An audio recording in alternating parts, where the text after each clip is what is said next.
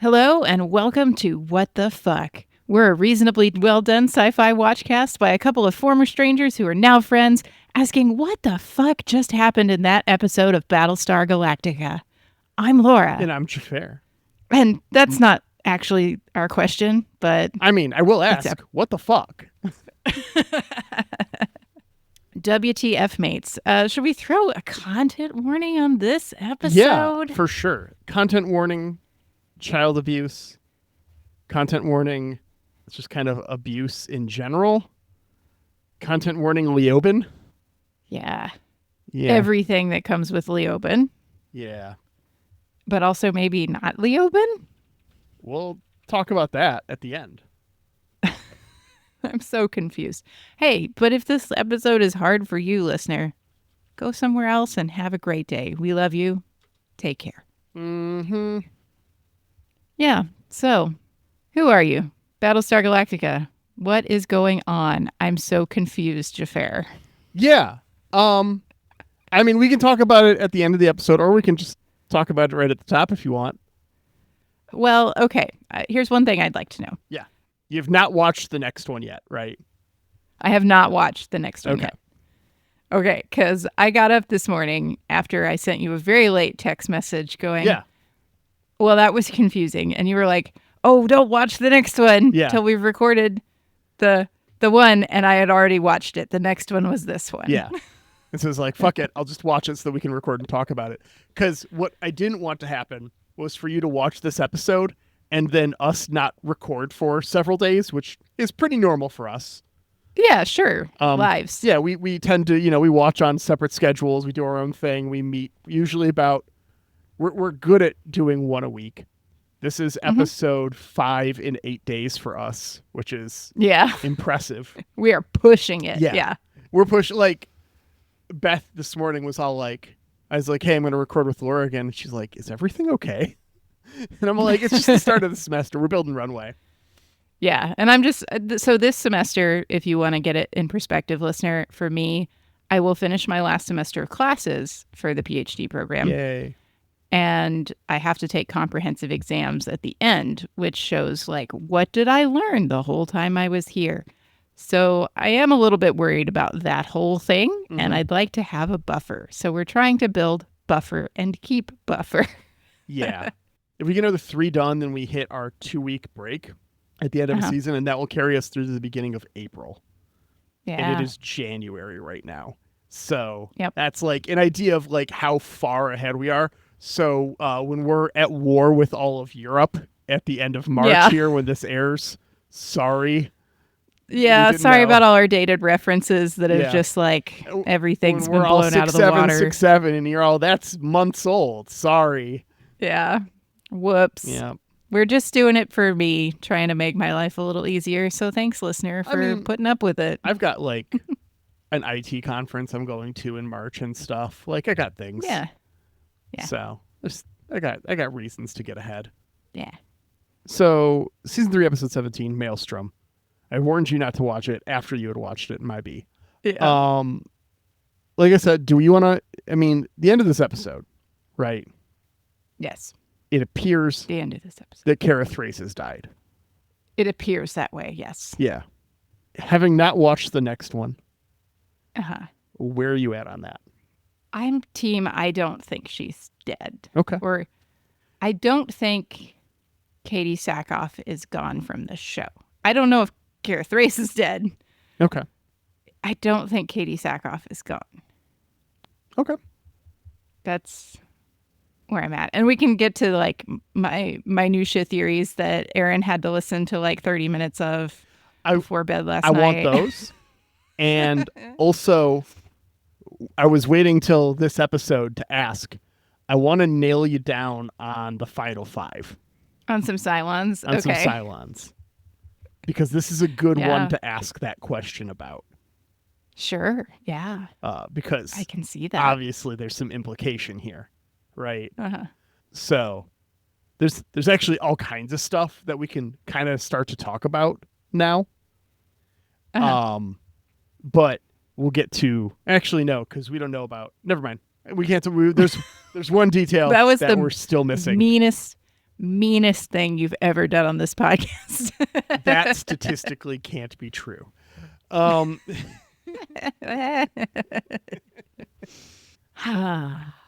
forgot that we haven't heard about one thing yet that we need to hear about before I can bring up a common fan theory. Please tell me it's coming in the next 3 episodes of the season. I have no idea when this thing that I'm thinking about is mentioned. It might not be till mid-season 4. Oh, that would be incredibly cruel. How dare. Very dare. It is important, though, so I don't want to... Okay. I don't want to spoil. You don't have to. Yeah. Mm-hmm. All right. Yeah, so our last time on, at the top of this episode, is basically just Kara's entire arc, sans Lee. Yeah. It's the Leoben torture. It's like Simon taking her body parts. But Kara Thrace and her special destiny. Yeah, lots of special destiny and the weird Eye of Jupiter that you remember for some reason. Yeah. Yeah. And I don't know why, but walking into this episode, I didn't realize it was going to be just all Starbuck all the time. This is the Spuck show. Yeah, the Spuck show. I thought we were going to do more groundwork on Baltar's whole business. None of it. Move other things forward. It's just, this episode came out of left field for me is what I'm saying. Like, I didn't know anything about anything. Like, none of this got spoiled. Rest assured, listener. It very much was meant to come out of left field. It's supposed to be shocking. It's supposed to just be a real what the fuck style of moment. And it succeeds at that. Clearly. Yeah.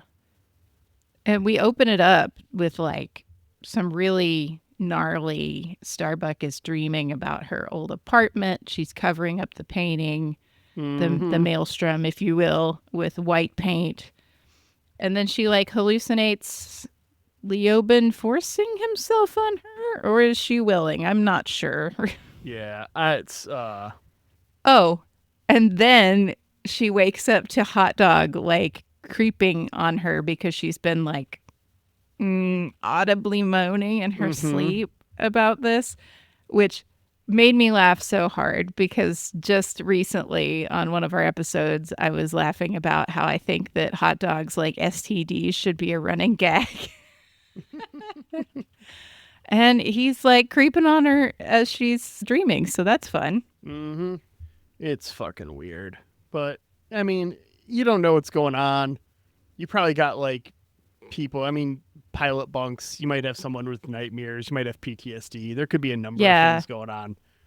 There's no privacy. Yeah. This probably happens all the time. And maybe acknowledging it makes it like, less weird. Little curtain thing. And we see her and Sam in there post-coitus all the time. So it's like, they just be fucking sometimes. Like, yeah, that's just life when you live with 8 people in the same room, however many bunks are in here, 10 even. There's quite a few. Yeah.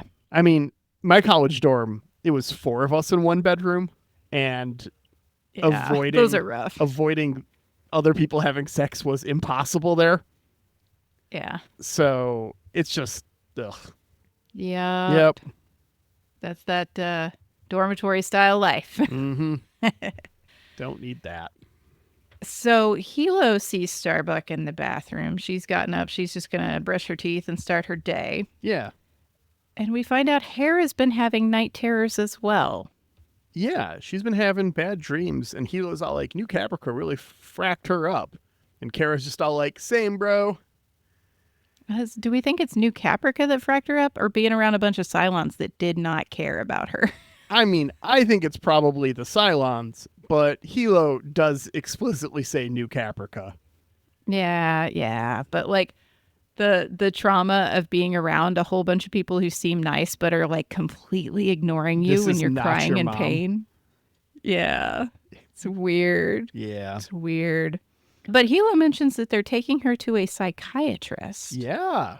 On another ship.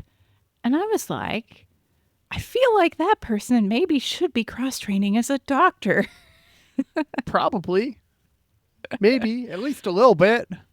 At least a little bit, because we just talked about in the last episode some of the labor supply crunch that's happening in the fleet. Mm-hmm. I feel like maybe this person should do a little bit of two things. Yeah. I mean, obviously, this fleet needs a psychiatrist, like, whoa. But it also needs doctors, like Yeah. real doctory doctors. So Starbuck says, I don't need any of that business, even though she is actively hallucinating herself as a little abused girl in the mirror. Mm-hmm. Yeah. Ugh.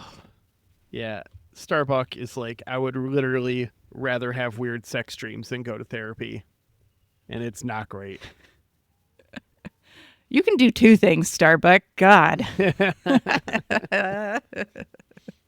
Gila's like, okay, well, if therapy's not for you, maybe go see the Oracle in Dogsville. God, I hate that Yeah. that's still a word I have to say. Yeah, Dogsville, not a great look, guys. We Yeah. got to stop saying that. I will say, I'm like, hey, we haven't seen a Mystic in Down Below since Kosh, so I'm in. But Yeah. also kind of cringe. But we give it a go. I guess this Oracle's thing is creepy dolls. I don't know if you caught that. There's lots of creepy dolls all behind them. Oh, I didn't notice. Every Oracle's got focusing their on thing. So That's true. So we had the Rocks Oracle yeah, on New Caprica. we had Starving Oracle. We had Way Oh. Too Into Pythia Oracle. Oh, yeah. Yeah. Yeah, every Oracle's got their thing. This one's this creepy dolls. Yeah. She probably has all the creepy dolls in the fleet. She probably has the Like- majority of them, I hope. She I mean, probably has all the dolls. there might be another side episode we don't know about yet that's all about the creepy doll ship, but It's the black market. There's the black market for creepy it's dolls. the porcelain market. And it's disgusting. Fucking creepy dolls. I hate creepy dolls.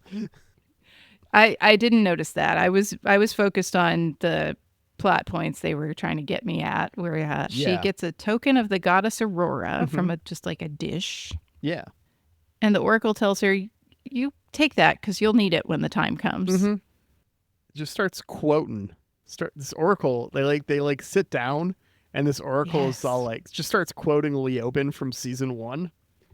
And motherfucker, if this is me, like if this happens to me, I'm getting on teams with President Rosalind and being like, you need to fucking Rosalind doctrine and airlock this motherfucker immediately because they are a Cylon. You don't know this level without some shit. How would she know this? Yeah. Well, but in this society, we have these mystic people who just do things. Yeah, she's and on this that isn't Kamala, and it's making her see things that we all wish were there. Yeah. I know dramatic T-sip doesn't make good radio. I'm sorry, listener. That was mostly for Laura. It was a dramatic pause, though. That can be audio. That's a thing.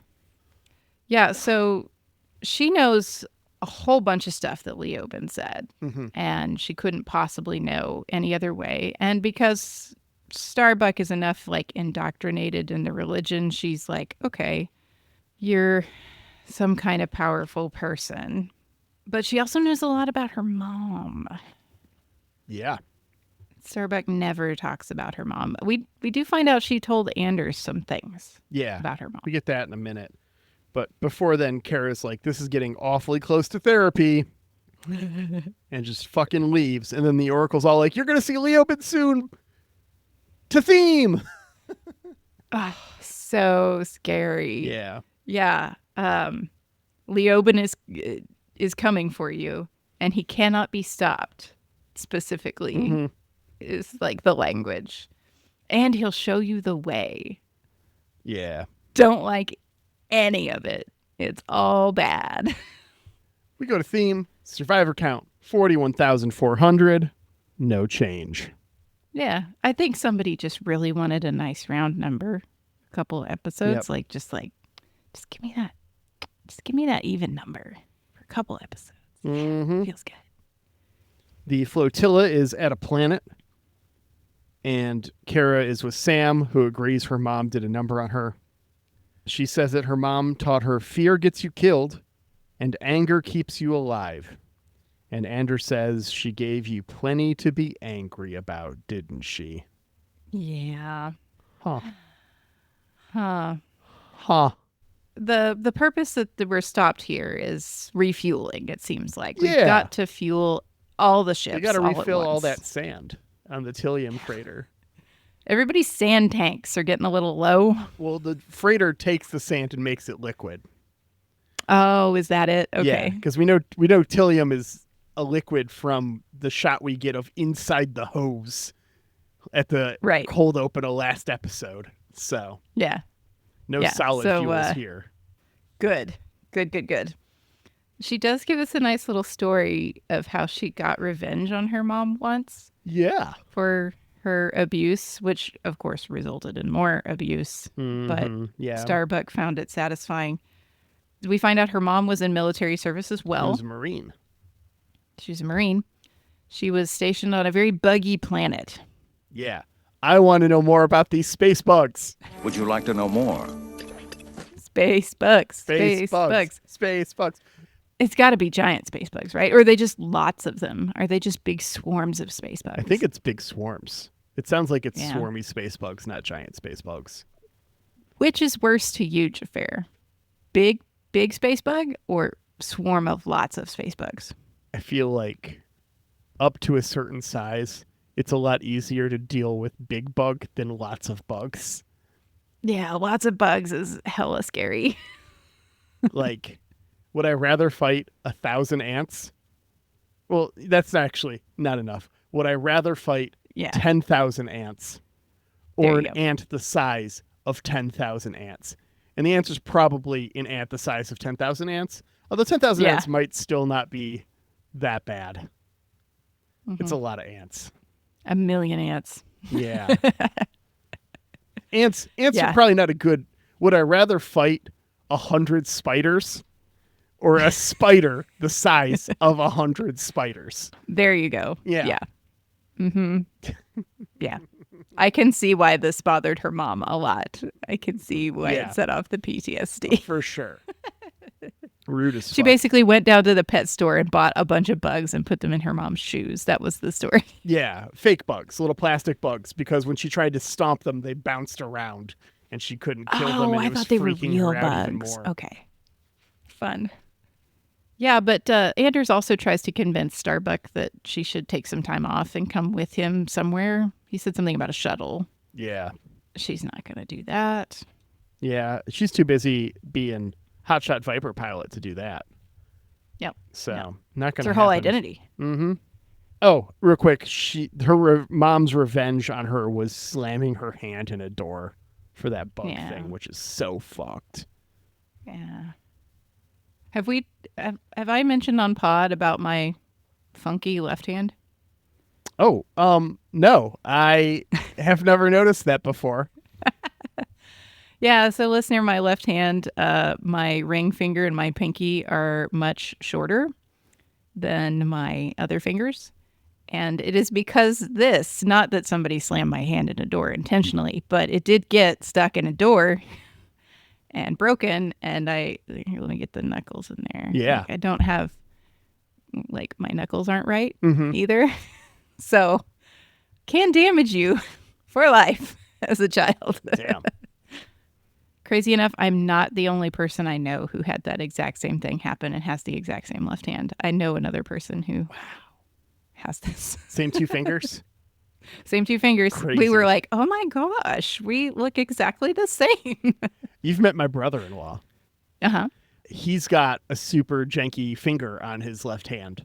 Although not from getting slammed in a door, but it was spear fighting. He was spear fighting and another spear came in and his spear got his spear hand, like the haft got crushed in between two and it Oh. really fucked up his finger. It's Yeah. kind of gross. Like Interesting. for not being completely like deformed, it's very close. Yeah. Yep. I empathize. Yeah, next time you see him, ask to see it. I'm sure you can share weird finger stories. While my sister sits there cringing. I don't know. I want your sister to like me. She doesn't like anyone. Okay, fair. That's not true. She did like the soup because they've kept making the soup. I saw pictures. They've continued to make that soup. We've continued to make that soup. It's the best soup. We make it a little bit spicier. Beth actually, I've made it and Beth has made it. Beth is better at it than me. And yeah, we just use white beans instead of chicken, and it's really good. Yep. Yeah. I've done that a couple times. But listeners, if you need to throw some money at Stephen Colbert, he has a great cookbook with a really great soup. Yeah. You'll figure it out. You'll figure out the one. Yeah. It's an excellent soup. All right. So we're on day 4 refueling here. They're flying around the planet on patrol. It's Starbuck and Hot Dog again. And Starbuck sees a Cylon raider. The fleet goes into emergency prep, and she goes down to engage. There's nothing on Dratus, but this is one of those planets that fucks with Dratus. It's the fucky planet, yeah. Yeah. Part of me wonders, man, if this is like the answer to the Fermi paradox and we just don't know it because we have no way of like observing it because it's all we're used to. It's a single sample size problem where our planet is just hard to fucking see on Dratus or some shit. Like there's just something about our system and we just have no idea because it's the only one we know of to be able to see it. Sure, and all of our technology would obviously be adapted to it. Because, but nobody else's is. And no one else is completely unaware. I find a very interesting answer to the Fermi paradox that would make for a fun story be one where Earth is special but humanity is not. Yeah. I really like that, yeah. I think that a lot of people, like if we were to find that that's the answer to the Fermi paradox and meet aliens next week or some shit, and it's all like, oh yeah, well there's a ton of stuff. Just, you're hard to see on the radar. It's just something with your star. It's weird. Yeah. And I think a lot of people would have a big problem with Earth being special and humanity not being special. Oh, 100%. And I want those people to have that problem. Yep. Anyways. Yeah, she's seeing things. She's going really low, and it seems like this is a gas giant. Yes. And go too low, you're going to get crushed by the gravity. Apollo keeps ordering her to pull out, and finally she does. She lets it go. Yeah, she follows it. Can't find this radar. Down into the atmosphere into a big storm for a minute. But eventually, Apollo gets through to her, and she pulls up. Yeah. After a ton of calls. And she definitely had a close call with it. She had like a boom, it scraped her on its way out. So also, I want to call out, there's a really good shot in here when she's in that storm before that happens, where there's a lightning strike, and in the like light reflection in the cockpit of the lightning strike, you see her Caprica apartment in Leoben. Oh, yes. I did notice that. It's like a blink and you miss it kind of a thing, but it's really beautifully well done shot. Yeah. Yeah. That's the kind of thing I sometimes miss doing notes, but I caught that one. She's clearly got it on the brain. Yeah. But yeah, so she thinks she's hit. She pulls up, gets back on the hangar deck, and there's no impact on the hull. Yeah. There's no damage from this big old hit she took. Weird. The pilots review the flight footage, and there's no raider to be found anywhere. Yeah. Coddle checks her out. Physically fit to serve, but emotionally, not so much. And this is Lee communicating this to the Admiral. They're talking about Kara. So Coddle doesn't say this. But Lee says that Coddle says that if it were peacetime, every single one of them would be grounded for PTSD. Yeah, I was going to say, like, yes, physically fit to serve, not emotionally fit, but has Starbuck been any other way? That's kind of the main point of the episode. Yeah. Yeah. We don't have a choice. We have to serve, basically. Yeah. Except for Bulldog. Bulldog gets a pass. Yep. Yeah, trying to kill the Admiral really cramps your military career, doesn't it? Sure does. Lee says the only thing he thinks is holding Kara together is her identity as a steely-eyed Viper jock And if he grounds her and takes that away, it might get much worse. And that would align with her when she was grounded right after New Caprica for so long. Mm-hmm. Kara is at the Wall of Remembrance. She asks Lee where he wants his photo. Kara says next to Kat, and Lee says next to Duck and Nora. Yeah. This felt like a, hey, did you go watch the webisodes? Yeah. You probably should have watched the webisodes. And if you did, you'd know that Lee never interacts with Duck or Nora. And when they're pilots on Galactica, he's on Pegasus. And when they're on the surface, he's on Pegasus. He never has a scene with them. They never talk. Yeah. But he says they're great card players, and that's what he wants to do for all eternity is play cards with Duck and Nora. You couldn't find anybody else. Right? Like his brother? Famous dead character on the show? Yeah, like I get his brother's probably not on the Wall of Remembrance because... He might be. He might be. We might be using his general remembrance, but it kind of seems like it was like... The genocide. Well, it's anyone who's died since the diaspora on paper, I think. But, yeah. like, you telling me no one threw that up there? For sure. Yeah, or you could just say, the person I want to be with is not up here. I want to be with Zach. Yeah. Or D, your wife. Put a picture of me up here next to D. Put one in with so that there's space for D. Or next to you even. Like, oh, I'll be there too. Yeah. We'll all fly wing for each other in heaven or whatever they're talking about. It's such a dumb fucking answer. Yeah, Duck and Nora. I was just like, okay, sure. We get it. We could have written that a little bit better, I think. But that would have gone like too deep, I think, is the problem. They're just trying to get through this scene. Yeah, so they make a deal, whoever dies first will put the picture up. Or won't put the picture up. Yeah. The other person will put the picture up. There we go. And she asks about, hey, what's Papadama going to do about this? Papadama says, it's my call. And she's like, so what are you going to do? And he's all like, I trust your eyes over Dratus. But you need to get some rest before you actually start seeing things. Okay. As she's actively seeing things, by the way, because she's watching the candle drippings make the eye of Jupiter. Yeah.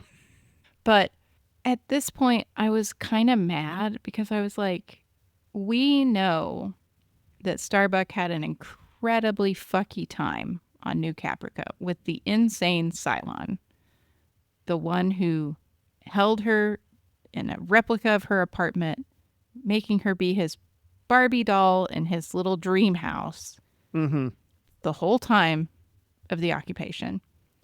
But nobody raises the possibility of like, could there really be a raider down there that is specifically targeting Starbuck that could be trying to kidnap her because that Cylon was fucking crazy. Yeah.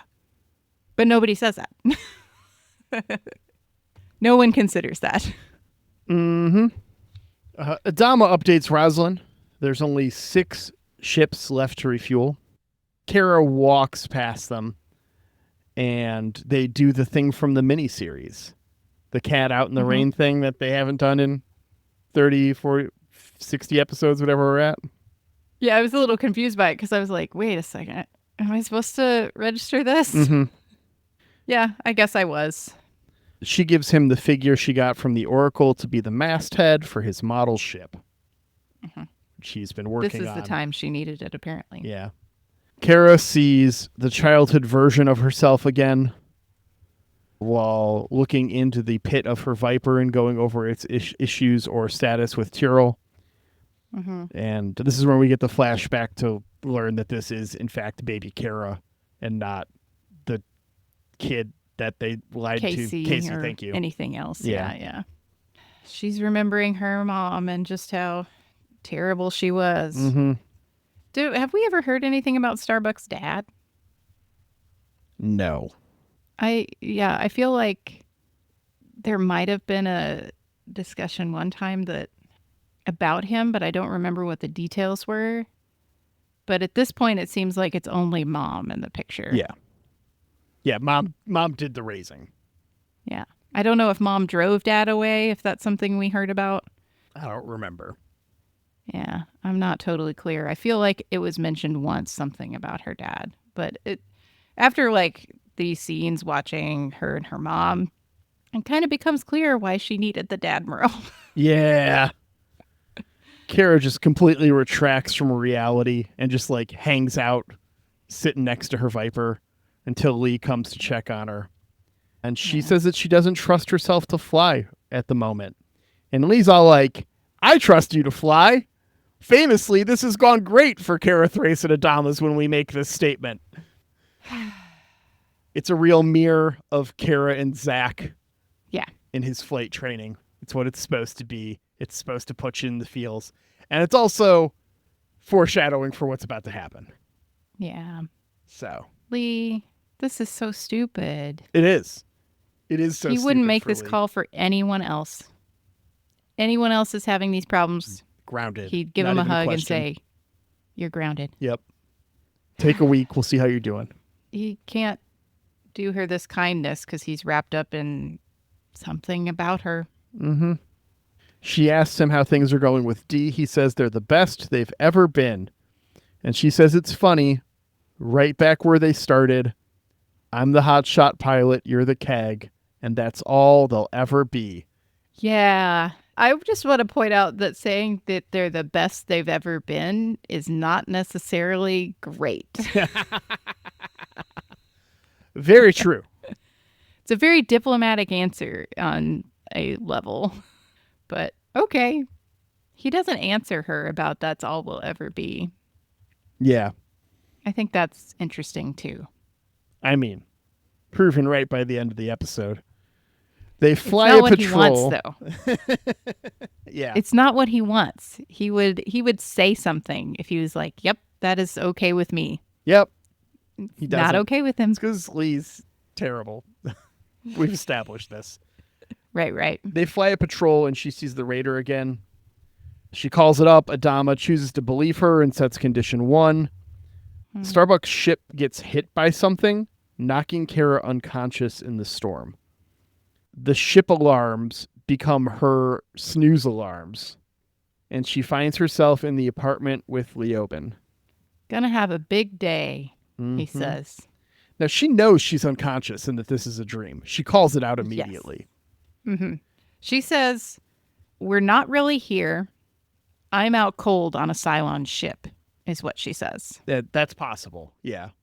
He knows that she hasn't told anyone about her Maelstrom and the Eye of Jupiter and this storm, all of it. Mm-hmm. And he says that her problem is she's afraid of death and the unknown. Yep. She's been afraid since that day. And we're going to find out what that day is. Like, immediately, we flash back to Kara visiting her mom 6 years ago. Kara has just graduated flight school, 16th in her class, and mom is all like, your A- is missing a line, you fuck up. Her mom is so mean. So mean. She's like, yeah, 16th place. Why not first? And you're wasting your gifts. I know you have demerits as long as my arm. And Starbuck tries to point out, like, I got 16th out of like 500 or whatever. Yeah. Like, it's percentage wise, it's very good. Yeah. But not good enough for this mom. Nope. God, their relationship is so fucking toxic. I feel so bad for Starbuck here because you can tell it's all over her face that she's like, maybe this is it. Yeah. Maybe this is the moment mom is finally impressed. Maybe she will finally love me. And the answer is no. She can't do that. Mm-hmm. For some reason. She reads her mom's mail and learns that she's got terminal cancer. Yeah. And they argue some more and Kara leaves, never coming back. Her mom dies 5 weeks later. But Leoben offers her a chance in her dream to say the goodbye she never said. Yeah. Yeah, it's not too late in this dreamscape. Mm-hmm. She's got a pile of Kara's things on her as she's like about to pass, including what must be an actual middle school photo of Katie Sackhoff. Yeah. I love this shit. I love when they use old photos of actors instead of finding someone similar or like more recently faking it out with AI. Yeah, Because it's me too. just like, this is clearly a middle school picture day picture. It's got that like Yeah. blue cloud background. Every picture of a student in the 90s in an American school looked exactly fucking like this. Mm-hmm. And it is so perfect because it is somehow completely immersive, because this is exactly what she looked like as a child. It is an actual picture of her childhood. But it is also completely immersion breaking because it's clearly from an American middle school. And it's this perfect moment of, it's the exact thing it needs to be, but it's also otherworldly and doesn't belong. And Yeah. I fucking love it. I love it when this is my favorite part of watching movies with older actors, where they'll use younger pictures of them in scenes sometimes as like photos in the background or something. Mm-hmm. Love it, love it, love it, love it, love it. Big fan. Yeah. Me too. It's so cool. Yeah. Better than any AI slop, Oh, for for sure. sure. For sure. The whole folder is neat Yeah. because it's got all the little, like, homeworks with the A++ on it, The and mandala drawings. the mandala drawings, and just a little slice of life Mm-hmm. of what it was like to be little Kara. Yep. She asked her mom for some reassurance on doing the thing here, on her special destiny, on the thing that her mom was always trying to prepare her for, Mm-hmm. the unnamed thing. And she's all like, "You got it, because you're you. You're my daughter. It's going to be fine." And then her mom dies. Yeah. And Leoben is like, "See, death isn't so bad, meatbag." And it's like, maybe wait a minute, asshole. Let it breathe. No, we only have a tight 45 in this episode. We got to keep it going. Gotta keep it moving. Starbuck at this point realizes that this is not Leoben. This is another mind person. Okay. We had the conversation the other Two day. episodes ago, and I'm all like, I'm pretty sure it's like, I when we had that conversation, I'm all like, I think it's like in the next couple of I'm pretty sure we get mind Leoben in that episode. It had been a minute, I hadn't watched it yet, but I'm like, we're gonna get one real soon here. So I'm just all like, ah. I told Aaron, I was like, I think this is what he meant. Yeah. Yeah, so we get Kopai Leoben because he's the worst one. Okay. It doesn't flow as good as some of our other work. That's true, but thematically Kopai I really Leoben. like it because Okay. they suck. Yeah. She tells Lee she's not afraid anymore and dives down further into the storm. Yeah, this is so incredibly sad. Lee gives chase, and when we cut back to Starbeast, she's bathed in light now. She tells Lee to just let her go, don't wait for me, and her Viper explodes under the atmospheric pressure. Lee reports in. She went into the storm. Papadama's like, "Oh, we'll send a search and rescue crew." And Lee's all like, No. You don't understand. Yeah. Her ship is scuttled. There's nothing left here. Pieces. Everyone in CIC is shook. The whole time that she's like going down and Lee's begging her to come up, Galactica is also like scuttling support. Mhm. They're like, Ty's like, she should be afraid. She's about to get her ass blown apart. And Galactus is trying to send in Hot Dog and somebody else, I think, to get her out of there. And they all don't want this for Starbeast. Yeah, no one really is sure of what's going on, and everything's just kind of crazy because no one can believe that this actually happened. Yeah. And then we cut to Adama looking at the goddess Aurora, and he puts it on the bow of his ship. Mm-hmm. And he starts to cry, and I was like, no, no, no. And he breaks his little ship. Yep. You broke your little ships. Smashes the thing to credits. Wow. Yep. So I'm going to ask you to rate this episode. And we'll do that. And then I want to talk about Starbuck dying, whatever you feel. Dying or dying with air quotes. Where you feel it's at. What obviously I'm going to probably not say a whole lot there. Yeah, I know you can't. So let's rate this thing. All right. I feel like it's very, very good. I don't have any qualms, problems with it, except for I really wish somebody had mentioned that, hey, there was that one fucky Cylon who could be fucking with Starbuck. I feel like I'm going to give it an 11 just because I feel like there's room to grow. It could have been a 12. Yeah. But not quite. Just short. Okay. What about you? I abstain. Why? I can't say. Why? I can't say. This is going to be fun for somebody who's not me, I guess. Yeah. No, I just, yeah. Sorry to you. Huh. Yeah. Just not going to do it. No. Okay. I'm trying to figure out. I feel like this is trying to tell me something. It's not. It's actively not trying to tell you something, actually. The thing I'm trying to tell you is that I'm not trying to tell you something. You're unable to rate this episode independently of your other knowledge about other episodes? Is that That's fair.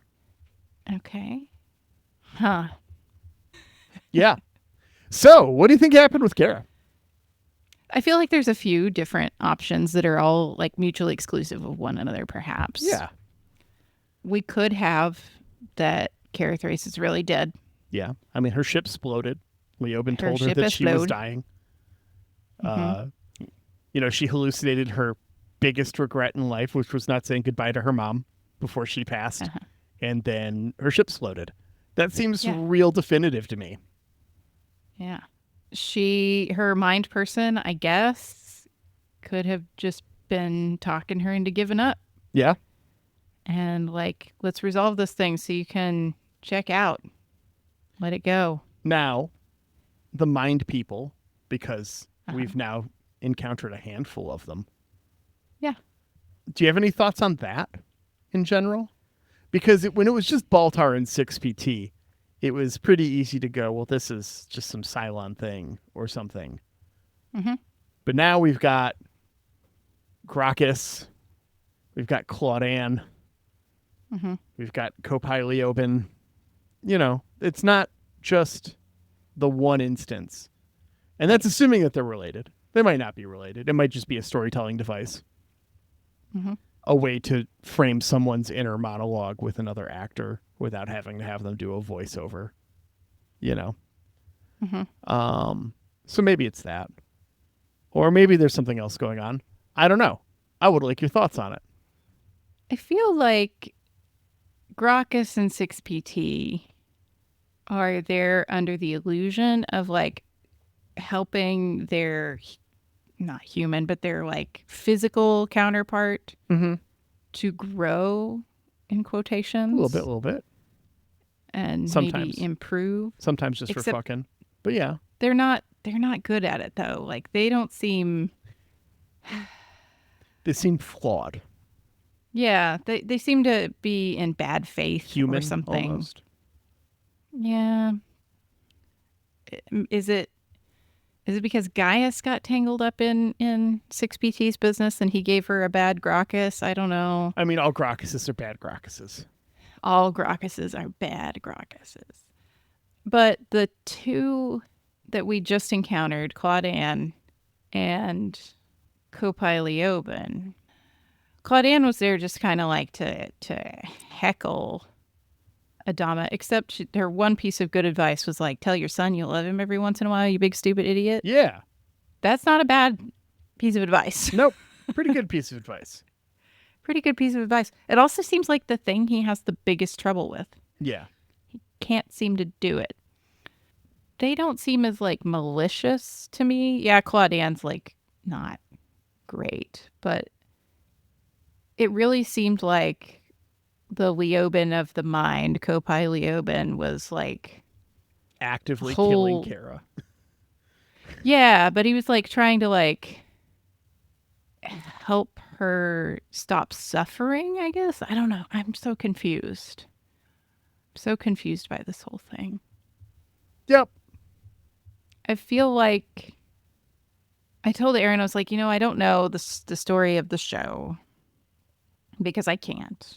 Yeah. But I was like, if at this point we've hit the uncertainty about season 4, like we don't know what the hell's happening and we're not sure if we're getting it or whatever, or how long it's going to be or something.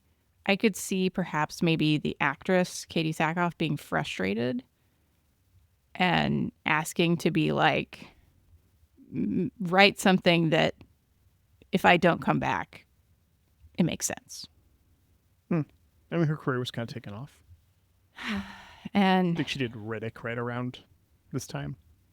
Oh, okay. Yeah. Maybe. Like, Or or maybe she years needed to be later. out for a while. And so this, like, I don't remember when that was. gets it there. But I was like, it could just be that. It could be that Kara Thrace got killed because she listened to her mind person and her mind person was just actively trying to kill her. I don't know. Mm-hmm. Or, I was like, it could be that we have the situation I described that I was mad nobody in the episode addressed, that like Cylons are fucking with her somehow. Like Leoben has a way to fuck with her. He put a chip in her brain or something. And he's driving her nuts so that this raider that no one else can see is going to pick her up. Mm-hmm. Like when her ship explode, we're just going to suck her up there. Yeah. Yeah, if that raider's out there, right? Yeah. If the raider's real, then there's that possibility. Next possibility, could her special destiny be that she's a Cylon? Mm-hmm. And her mom's just been trying to harden her up? I don't know. Well, I mean, that raises a bunch of questions about her parentage, too. Uh-huh.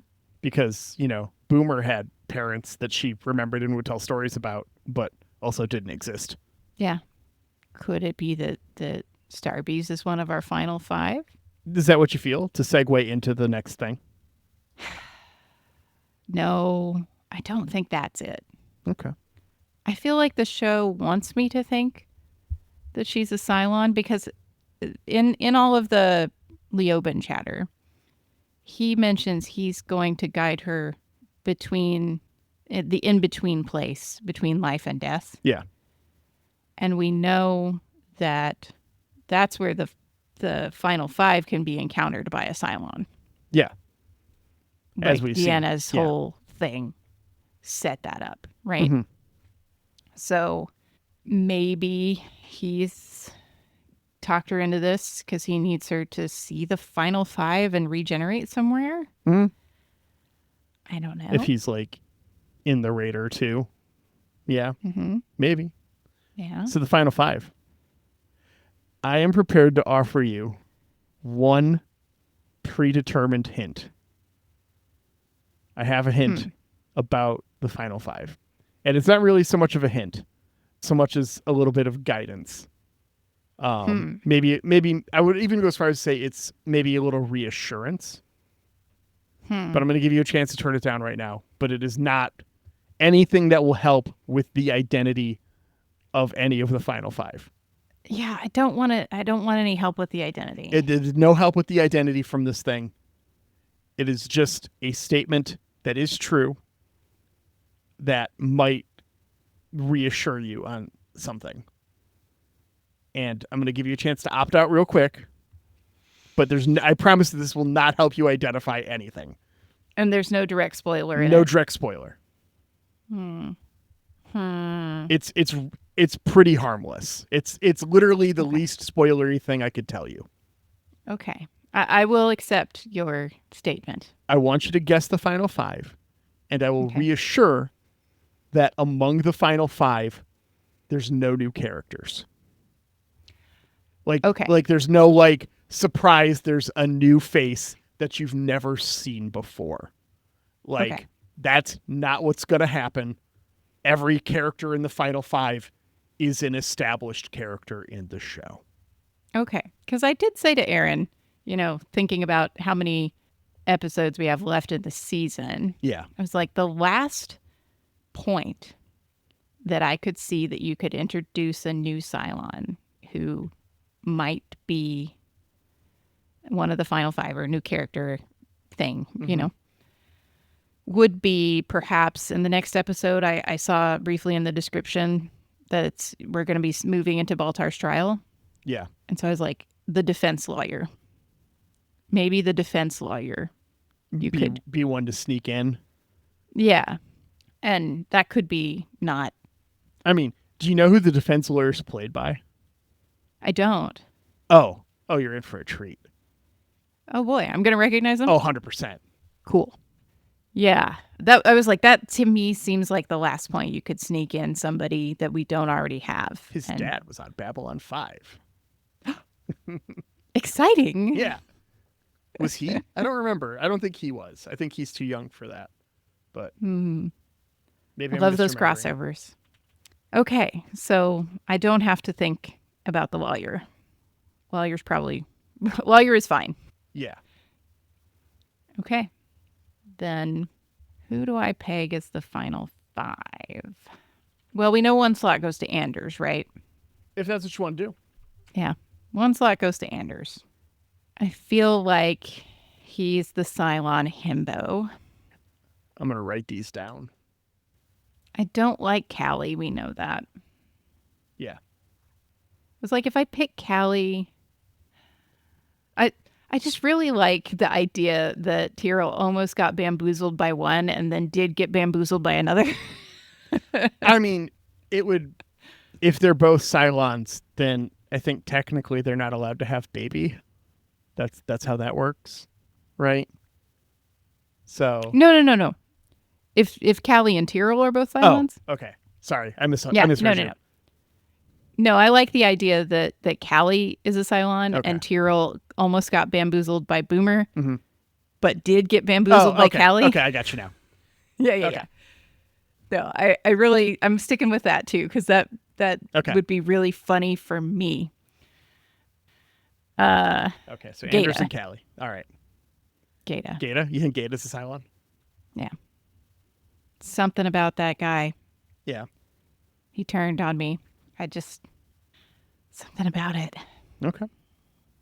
2 more. We had that discussion about Rosalind's cancer. Yes. And I still kind of like the idea of her being secret 13th Cylon.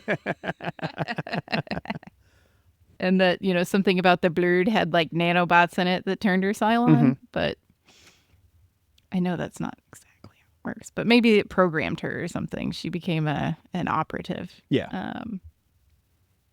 I feel like Ty definitely can't be one. Okay. Cross him off the list. He's just too human, damn it. And as we've discussed, Hilo, pretty patently human. I maintain my position that if Gaius Baltar is a Cylon, I'll throw something at the TV. That's fair. Especially since we've had that seemingly definitive moment where he was not a Cylon. How many open slots do I have? You've got 2. You've named Anders, Callie, and Gata.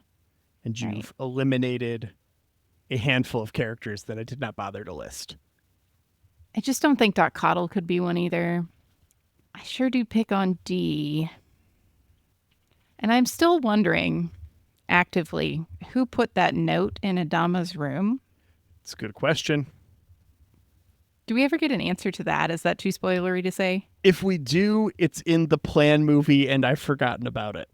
Okay, yeah. Like, I don't think we flash back to that point in the main series. I feel like I would remember that.